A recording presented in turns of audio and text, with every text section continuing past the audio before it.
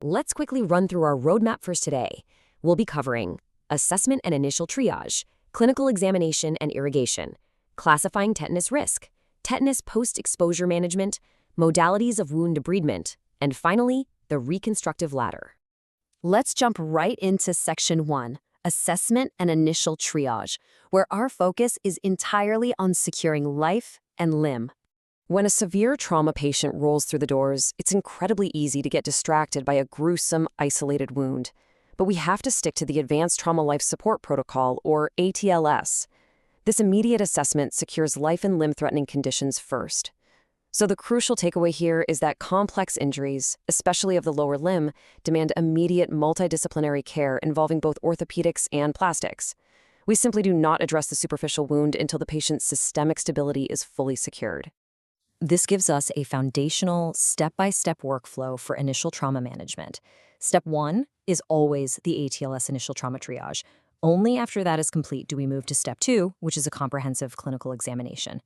And following that, we immediately execute Step 3, immediate warm saline irrigation. It's a strict sequence for a reason.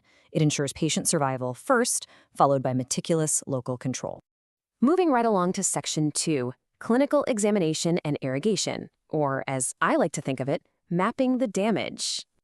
Once the patient is stable, our clinical examination checklist requires us to be incredibly thorough. We need to document the exact site, size, and geometry of the wound, along with the specific degree of skin loss. We're also carefully identifying any visible underlying structures, like tendons or bone. But here's the really important part. You absolutely must match your physical exam findings to the specific mechanism of injury. This mapping isn't just paperwork. It completely dictates the reconstructive strategy later on. Now here is a golden clinical pearl for you. You must assess motor and sensory function before injecting local anesthesia.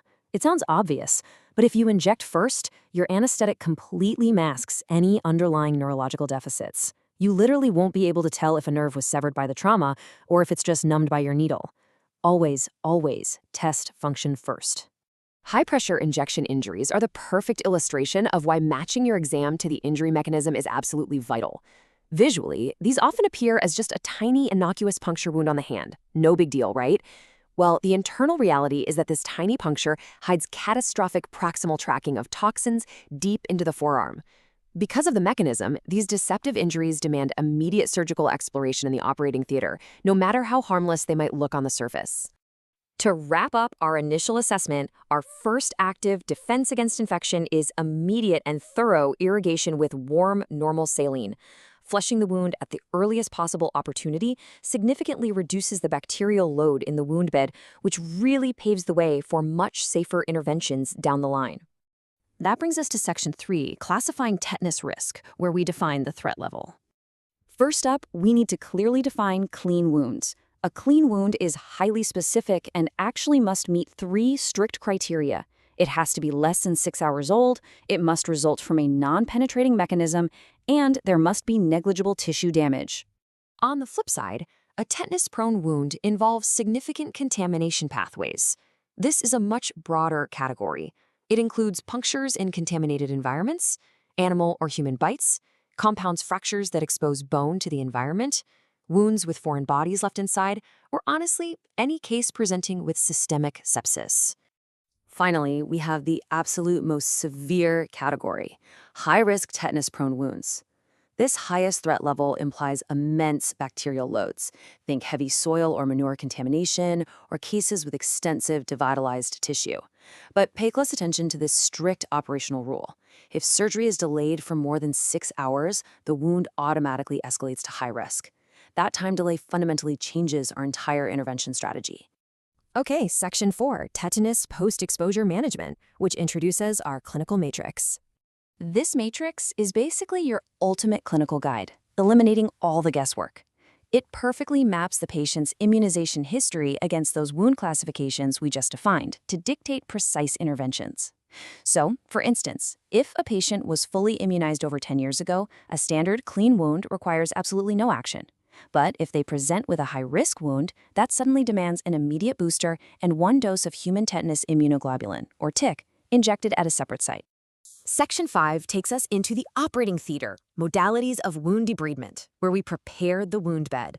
We actually have 5 distinct methods to clear out non-viable tissue. We're talking surgical debridement using sharp instruments or mechanical, non-selective removal through things like hydrotherapy. We can also use autolytic debridement, where we apply moisture-retentive dressings to let the body's native enzymes liquefy the necrosis.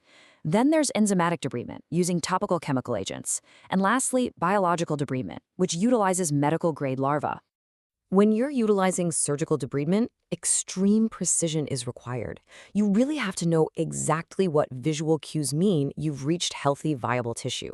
You excise until healthy fat appears yellow and soft.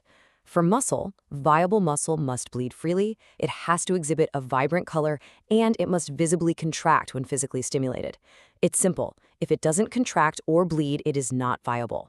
Now, biological debridement is fascinating because it's nature directly aiding modern medicine. This involves applying specialized medical-grade larvae, specifically Lucilia serracata. These little guys meticulously secrete specific proteolytic enzymes that selectively liquefy necrotic tissue without harming any healthy cells, all while simultaneously killing off bacteria. It's incredibly effective.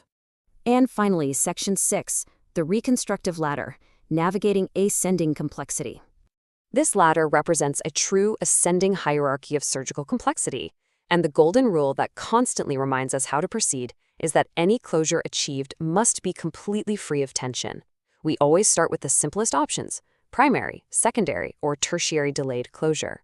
If those won't work, we move up to skin grafts, which absolutely require a well-vascularized bed to survive. From there, we ascend even further to dermal matrices, local or pedicled flaps, and eventually tissue expansion. Throughout this reconstructive process, negative pressure wound therapy, NPWT or a wound vac, is a fantastic adjunct to draw the edges together and clear out exudate. However, there are highly dangerous scenarios where we must strictly avoid it. NPWT is absolutely contraindicated if placed directly over exposed vessels, in the presence of malignancy, over untreated osteomyelitis, or over unexplored fistula. Applying a vacuum in these specific conditions can be nothing short of devastating. At the absolute pinnacle of our reconstructive ladder, we have free flaps. This is literally the most complex reconstructive option available. Tissue is completely detached along with its vascular pedicle, physically moved to the defect, and then painstakingly reconnected to recipient vessels.